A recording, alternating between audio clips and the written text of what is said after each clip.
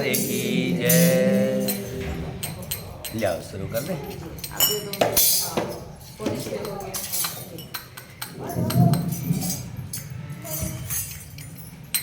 बोलिए सियापति रामचंद्र भगवान की, सीता माता की, भरत शत्रुघ्न की, वीर लक्ष्मण की, वीर हनुमान की, अपने अपने माता पिता की, अपने अपने गुरुदेव की, सभी सनातन धर्म प्रेमियों की, बोल साचे दरबार की।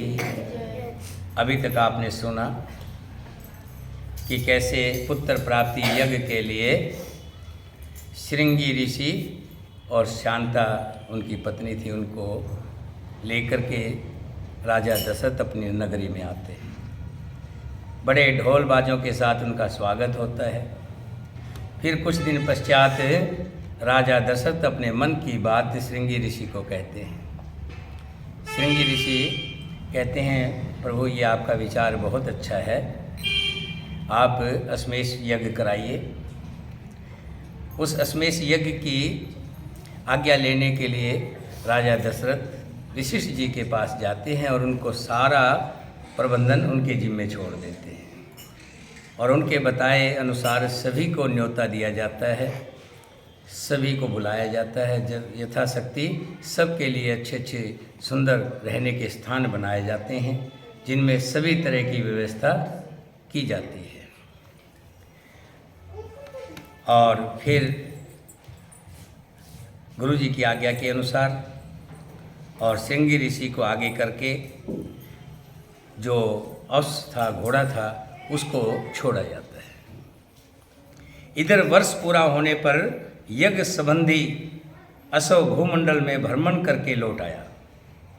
एक साल पूरे विश्व में गया और ये उस अश्व का ये होता था कि जब तक वो अश्व घूम करके ना आ जाए तब तक यज्ञ की सफलता नहीं मानते, क्योंकि अगर किसी ने उस अश्व घोड़े को पकड़ लिया तो इसका मतलब सीधा उससे दुश्मनी, राजा से दुश्मनी है, वो विघन डालेगा। वो ये दिखाना चाह रहा है कि मेरे से पहले लड़ाई लड़ो, मुझे जीतो, तब घोड़े को छुड़ाओ।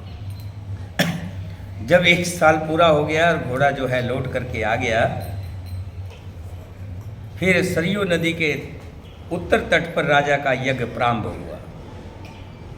महामनस्वी राजा दशरथ के उस अश्वमेध नामक महायज्ञ में श्रृंगी ऋषि को आगे करके श्रेष्ठ ब्राह्मण जितने थे यज्ञ संबंधी अपना अपना कर्म करने लगे। यज्ञ करवाने वाले सभी ब्राह्मण वेदों के विद्वान थे, अतः वे न्याय तथा विधि के अनुसार सब कर्मों को उचित रीति से संपादन करते थे और शास्त्र के अनुसार किस कर्म से किस समय कौन सी क्रिया करनी है इसको स्मरण रखते थे और अपने कर्म को करते थे। ब्राह्मणों ने प्रवज्ञ अश्वमेध यज्ञ के अंगभूत कर्म विशेष का शास्त्र विधि मीमांसा और कल्प सूत्र के अनुसार संपादन करके उपसद नामक इष्ट विशेष का भी शास्त्र के अनुसार ही अनुष्ठान किया। तत्पश्चात शास्त्रीय उपदेश से अधिक जो अति देशत्य प्रात्य कर्म है उस सब का भी विधि पूर्वक विद्वान कार्य किया। उसके पश्चात ततत कर्मों से अगभूत देवताओं का पूजन करके हर्ष से भरे हुए उन सभी मुनिवरों ने विधि पूर्वक प्रात्य सवन आदि अर्थात प्रात्य सवन, माधी मदन सवन और तृतीय सवन कर्म किए। इंद्र देवताओं को विधि पूर्वक हविष्य का भाग अर्पित किया गया। पाप निवर्तक राजा सोमलता का रस निकाला गया। फिर कर्मश मध्य निवेदन सवन का कार्य प्रारंभ हुआ। तत्पश्चात उन श्रेष्ठ ब्राह्मणों ने शास्त्रों से देखभाल कर मनस्वी राजा दशरथ के तृतीय सवन कर्म का भी विधि पूर्वक संपादन किया। श्रृंग ऋषि आदि महर्षियों ने वहाँ अभ्यास काल में सीखे गए अक्षरों से युक्त स्वर और वर्ण से संपन्न मंत्रों द्वारा इंद्र आदि श्रेष्ठ देवताओं का आह्वान किया। मधुर एवं मनोरम सामगान के लय में गाए हुए आह्वान मंत्रों द्वारा देवताओं का आह्वान करके होताओं ने उन्हें उनके योग्य भविष्य से भाग समर्पित किया। उस यज्ञ में कोई अयोग्य अथवा विपरीत आहुति नहीं पड़ी, कहीं कोई भूल नहीं हुई, अनजान में भी कोई कर्म छूटने नहीं पाया, क्योंकि सारा का सारा कार्य मंत्रोच्चारण द्वारा संपन्न होता दिखाई दिया। महर्षियों ने सब कर्म क्षेम युक्त एवं निर्विघ्न परिपूर्ण किए। यज्ञ के दिनों में कोई भी ऋषि थका मादा तथा भूखा प्यासा नहीं दिखाई देता था। उसमें कोई भी ब्राह्मण ऐसा नहीं था जो विद्वान ना हो, अथवा जिसके 100 से कम कोई शिष्य हों। ऐसे ऐसे विद्वान ब्राह्मण थे जिनके 100 शिष्य थे। उस यज्ञ में प्रतिदिन ब्राह्मण भोजन करते थे, क्षत्रिय और वैश्य भी भोजन पाते थे तथा शूद्रों को भी भोजन उपलब्ध होता था। तापस और श्रमण भी भोजन करते थे, कारीगर और काम करने वाले भी भोजन करते थे। बूढ़े, रोगी, स्त्रियों तथा बच्चे भी यथाश्रेष्ठ भोजन पाते थे। भोजन इतना स्वादिष्ट होता था कि निरंतर खाते रहने पर भी किसी का मन नहीं भरता था। अन्न दो, नाना प्रकार के वस्त्र दो, अधिकारियों की ऐसी आज्ञा पाकर कार्यकर्ता लोग बारंबार ऐसा ही करते थे। वहाँ प्रतिदिन विधिवत पके हुए अन्न के बहुत से पर्वतों जैसे ढेर दिखाई देते थे। महामनस्वी राजा दशरथ के उस यज्ञ में नाना देशों से आए हुए स्त्री पुरुष अन्न पान दान भली भांति तृप्त किए गए थे। श्रेष्ठ ब्राह्मण भोजन विधिवत बनाया गया है, बहुत स्वादिष्ट है, ऐसा कहकर अन्न की प्रशंसा करते थे। भोजन करके उठे हुए लोगों के मुख से राजा सदा यही सुनते थे कि हम लोग खूब तृप्त हुए, राजा आपकी जय हो, आपने बहुत अच्छा भोजन बनवाया है, आपका कल्याण हो। वस्त्र आभूषणों से अलंकृत हुए पुरुष ब्राह्मणों को भोजन परोसते थे और उन लोगों की जो दूसरे लोग सहायता करते थे, उन्होंने भी विशुद्ध मणिमय कुंडल धारण कर रखे थे। एक सवन समाप्त करके दूसरे सवन के आरंभ होने से पहले जो अवकाश मिलता था, उसमें उत्तम वक्ता धीर ब्राह्मण एक दूसरे को जीतने की इच्छा से बहुतेरे युक्तिवाद कथाएं किया करते थे। उस यज्ञ में नियुक्त हुए कर्म कुशल ब्राह्मण प्रतिदिन शास्त्रों के अनुसार सब कार्यों का संपादन करते थे। राजा के उस यज्ञ में कोई भी सदस्य ऐसा नहीं था जो व्याकरण आदि 6 अंगों का ज्ञाता ना हो, जिसने ब्रह्मचार्य व्रत का पालन ना किया हो तथा जो बहुश्रुत ना हो। वहाँ कोई ऐसा द्विज नहीं था जो वाद विवाद में कुशल ना हो। जब युप खड़ा करने का समय आया, तब बैल जानते हो, बैल का पेड़ होता है, बेल की लकड़ी के 6 युप गाड़े गए। उतने ही खैर के युप खड़े किए गए। खैर जानते ना, कत्थे को बोलते है ना, कत्थे को बोलते हैं। खैर के युप खड़े किए गए तथा पलाश के भी उतने ही युप थे जो बेलों निर्मित युपों के साथ खड़े किए गए थे। बेहड़े के वृक्ष का एक युप अश्वमेघ यज्ञ के लिए विहित है। देवदारू के बने हुए युप का भी विधान है, परंतु उसकी संख्या न 1 है न 6। देवदारू के 2 ही युप विहित, दोनों बाहें फैला देने पर जितनी दूरी होती है उतनी ही दूरी पर वे दोनों खड़े किए गए। यज्ञ कुशल शास्त्रज्ञ ब्राह्मणों ने ही इन सब युपों का निर्माण करवाया था। उस यज्ञ की शोभा बढ़ाने के लिए उन सब में सोना जड़ा गया था। पूर्वोक्त 21 युप 21 अर्तग्नि 504 अंगुल ऊंचे बनाए गए थे। उन सबको पृथक 21 कपड़ों से अलंकृत किया गया था। कारीगरों द्वारा अच्छी तरह बनाए गए वे सभी सदृढ़ युप विधिपूर्वक स्थापित किए गए थे। वे सब के सब 8 कोणों से सुशोभित थे। उनकी आकृति सुंदर एवं चिकनी थी। उन्हें वस्त्रों से ढक दिया गया था और पुष्प चंदन से उनकी पूजा की गई थी। जैसे आकाश में तेजस्वी सप्तऋषियों की शोभा होती है, उसी प्रकार यज्ञ मंडप में भी वे दीप्तिमान युग से शोभित होते थे। सूत्र ग्रंथों में बताए अनुसार ठीक माप से ईंटें तैयार कराई गई थी। उन ईंटों के द्वारा यज्ञ संबंधी शिल्प कर्म के कुशल ब्राह्मणों ने अग्नि का चयन किया था।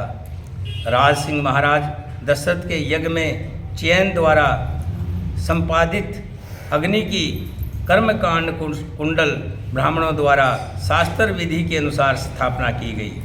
उस अग्नि की आकृति दोनों पंख और पूंछ फैलाकर नीचे देखते हुए पूर्वाभिमुख खड़े हुए गरुड़ सी प्रतीत होती थी।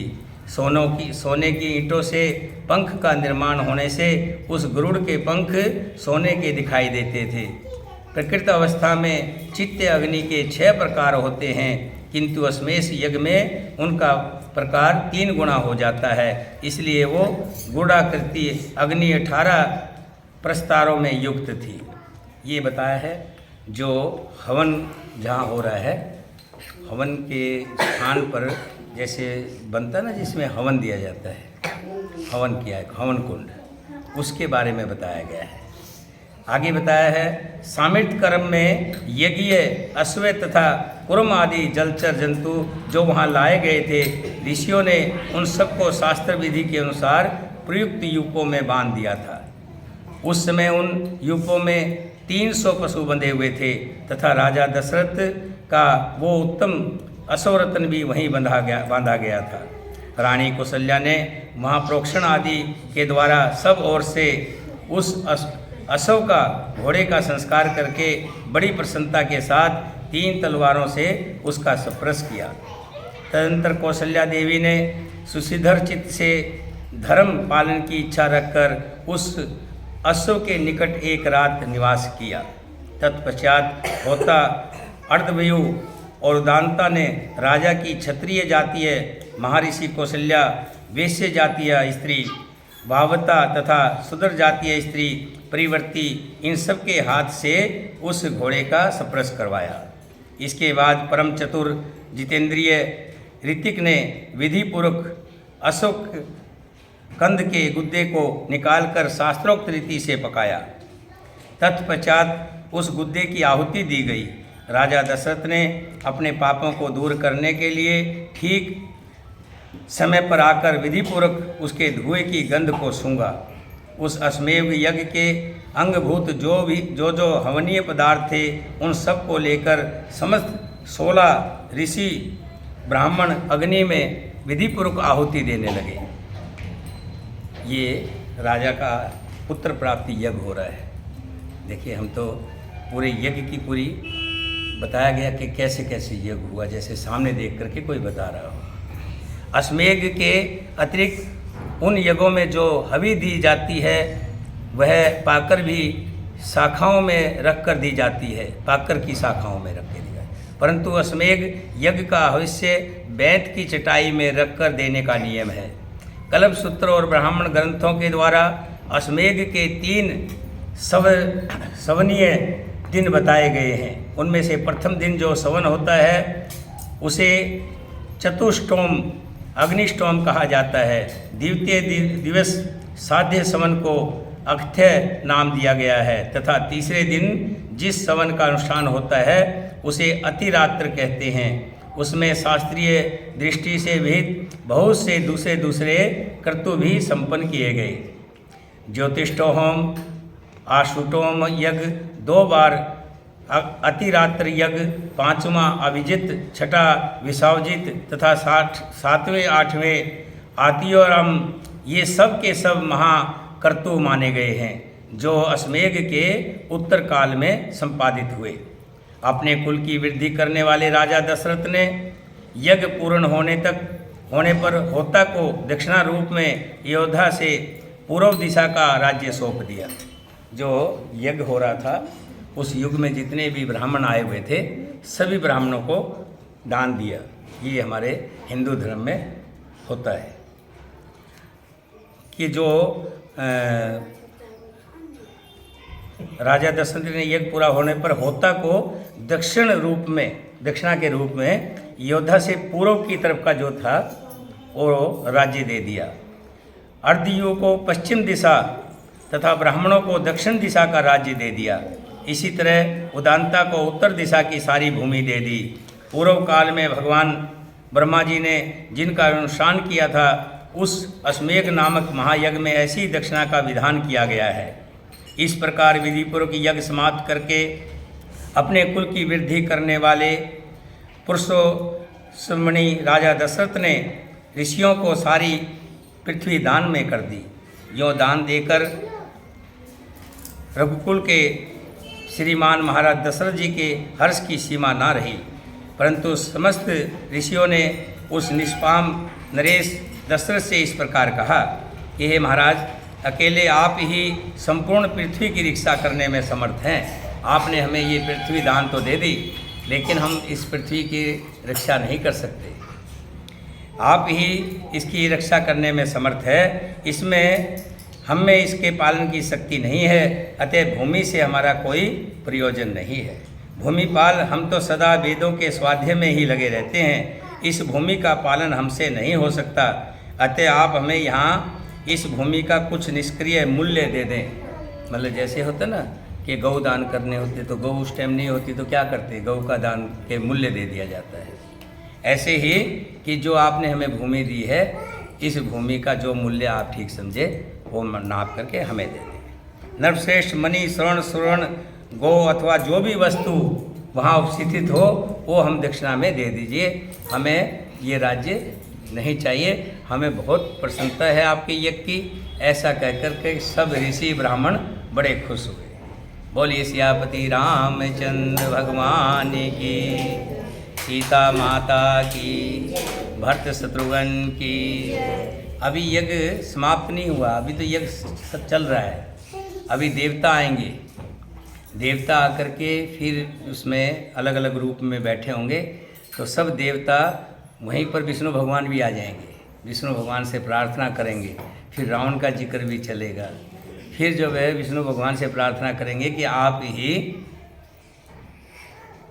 बन कर के आ जाइए, राम बन कर के आ जाइए। ऐसा पूरा मतलब विस्तार से धीरे धीरे करके रोज़ सुनाते रहेंगे। ऐसा है कि रोज़ाना थोड़ा थोड़ा अंश सुनने से आपका भी ज्ञान बढ़ेगा। एक दिन से पूरा इकट्ठा लंबा सुनने से पूरा ज्ञान नहीं बढ़ता। बोलिए सियापति रामचंद्र भगवान की। एक भजन किरण जी कर लीजिए, उसके बाद ध्यान में बैठेंगे। मैं भी थोड़ा सा एक बार उठूँगा,